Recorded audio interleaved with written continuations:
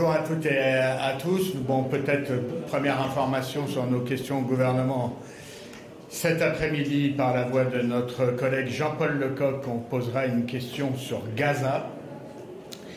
Et entre autres, on interrogera le gouvernement, au-delà de l'interroger sur la situation absolument dramatique. Vous avez vu qu'un hôpital a été bombardé, qu'aujourd'hui la famine est utilisée comme un moyen de guerre, que l'humanitaire ne parvient pas. Enfin bon, je ne peux pas ici rentrer dans le détail d'une situation que vous connaissez bien, donc on va réinterroger le gouvernement sur le sujet, sur l'action concrète de la France, et pas seulement en parole, mais en acte. Et puis on va également à ce sujet interroger le gouvernement sur le fait que dans le gouvernement israélien a fait savoir par la voix de son ministre des Affaires étrangères que si la France, comme le président de la République l'a envisagé, allait au mois de juin lors de la conférence internationale vers une reconnaissance de l'État de Palestine, la rétorsion du gouvernement israélien serait d'annexer totalement des territoires de Cisjordanie.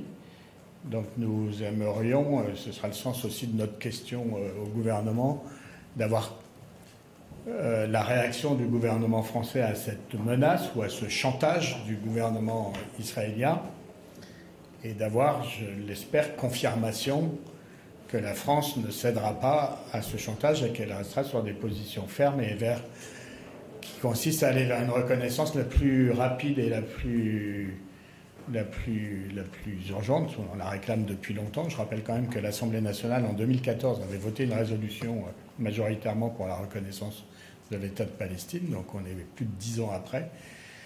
Et j'espère qu'aucun chantage du gouvernement israélien fera tergiverser, reculer notre gouvernement. En tout cas, ce sera le sens de la question que posera Jean-Paul Lecoq. Et demain, normalement, parce que forcément, on va attendre ce que va dire le président de la République ce soir, et en fonction de ce qu'il dira ou ne dira pas, est-ce que ce sera un long bavardage avec un certain nombre d'invités, ou est-ce que ce sera dans ce flot de paroles, est-ce qu'il y aura des annonces qui mériteront d'interroger le gouvernement demain? Ça, on verra ça ce soir. Mais si ce n'est qu'un long bavardage, Nicolas Sansu posera une question au gouvernement sur la situation d'Arcelor et sur notre proposition, que nous allons d'ailleurs concrétiser par une proposition de loi qui va être déposée dans les prochains jours pour la nationalisation d'Arcelor, comme la nationalisation de la principale industrie de l'acier en France, l'acier étant, vous le savez tous, l'industrie de l'industrie, un peu la matière première de toute relance industrielle, que ce soit l'armement, l'automobile, l'espace, l'aviation. Enfin. Et donc, il y a un enjeu, évidemment, de souveraineté. Il n'y a pas de politique de réindustrialisation qui tienne la route si on ne garde pas nos capacités de production d'acier. Et ça passe, selon nous, par une nationalisation.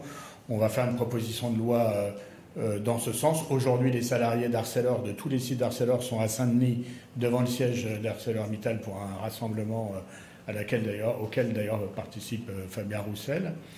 Il prendra la parole, où il fera également état devant les salariés d'Arcelor de cette proposition.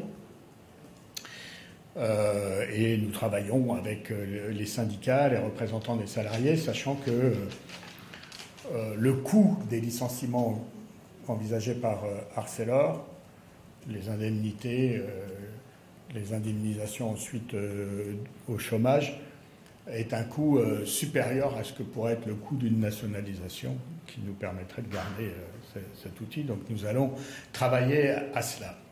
Voilà, ça c'est pour les questions au gouvernement. Et puis je suis accompagné de Yannick Monet, qui est le député qui, pour notre groupe, suit, entre autres choses, le débat, les projets de loi soins palliatifs et fin de vie. Et donc il n'a pas eu l'occasion de vous dire quelques mots sur le sujet, donc je lui laisse la parole.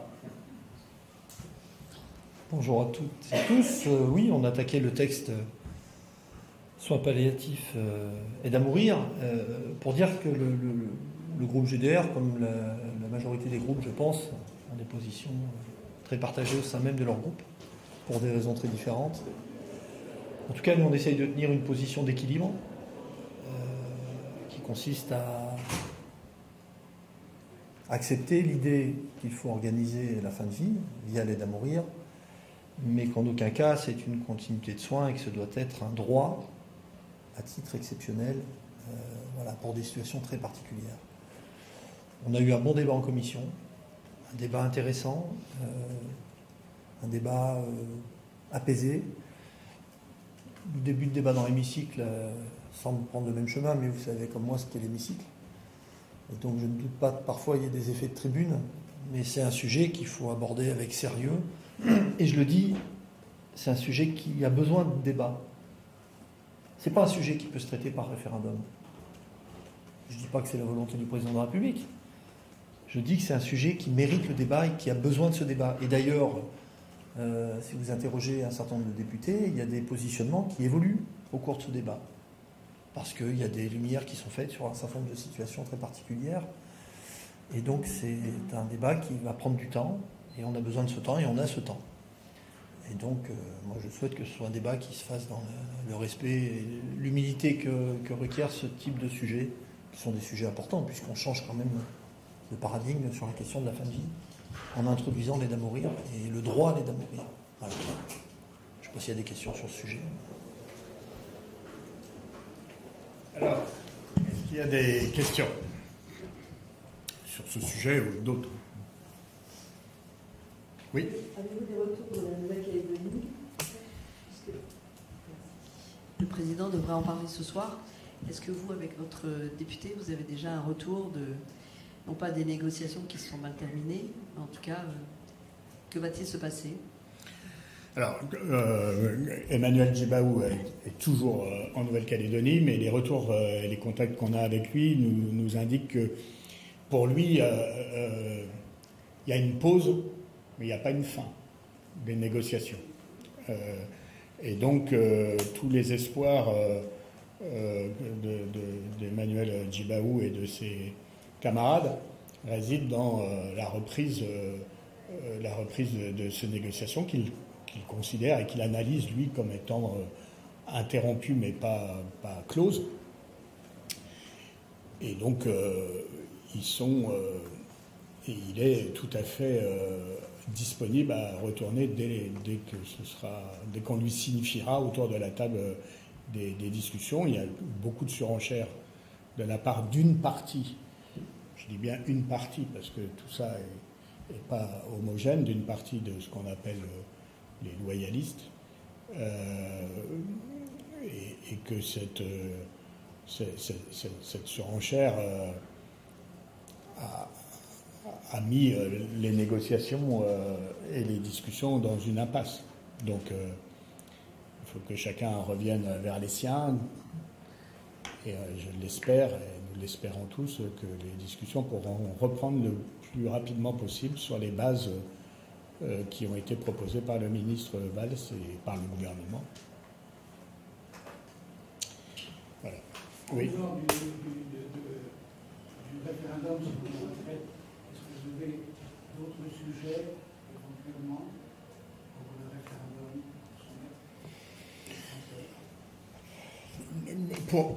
Prends-nous, toutes les enquêtes d'opinion le montrent, il y a une immense attente des Français sur la question sociale, au sens large. Les services publics, la retraite, les salaires, l'emploi, la réindustrialisation, pour ne citer que quelques exemples. Donc s'il doit y avoir consultation des Français, c'est sur ce sujet-là, des attentes en matière d'essayer de soumettre à référendum des propositions qui permettent de répondre aux préoccupations des Français sur l'état de leur pays, à la fois sur le plan social, sur le plan de l'emploi, sur le plan industriel et sur le plan des services publics.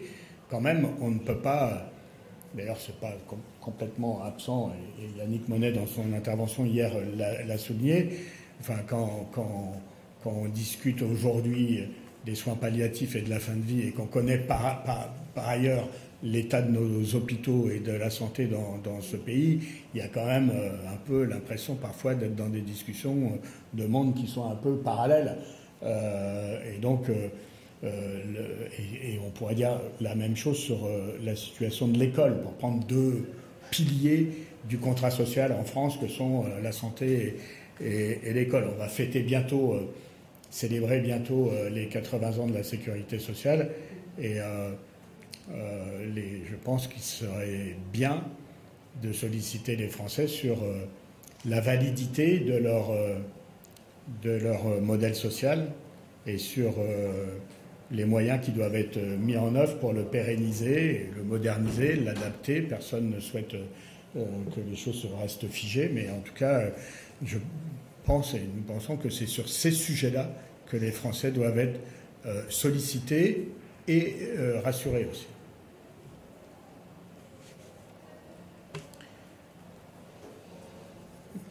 Pas d'autres questions?